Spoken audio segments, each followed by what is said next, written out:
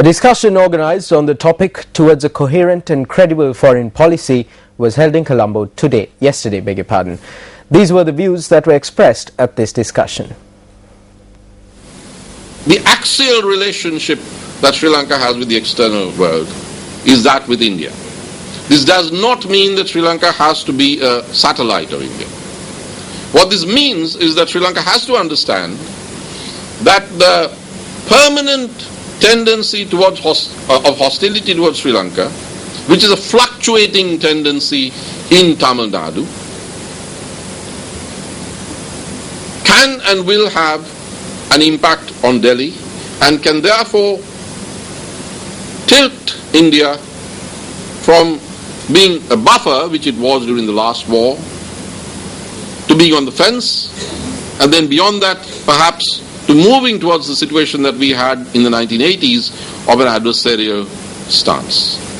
Now, how can the extremists in Tamil Nadu be dealt with? They can only be dealt with by the use of the well-known doctrine of the balance of power, which means helping the moderates in Tamil Nadu balance off the extremists and helping Delhi balance off Chennai or Tamil Nadu. I believe very firmly that if the international, so-called international community, and now I'm speaking about the US and its allies, are so interested in Sri Lanka, it has nothing to do with the Sri Lankan people, nor our interests, nor human rights.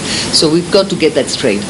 They are not out there moving a resolution because they believe that the interests and the rights of the people, Tamils or Sinhalese or Muslims, are at stake.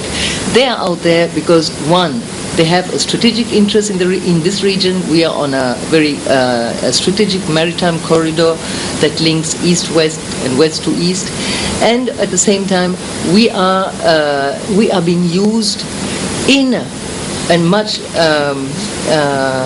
for a different purpose, which is to in the design of this new architecture that I would like to also describe.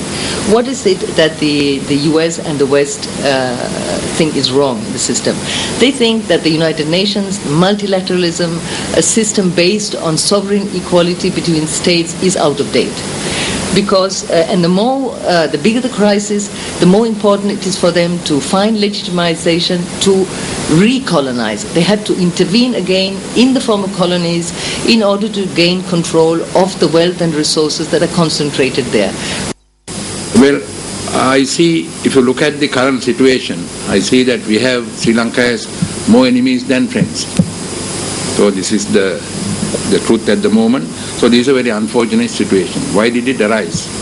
So we have to look back, and if you look at what is happening in South India at the moment, where our people are harassed, then also what is happening in Geneva.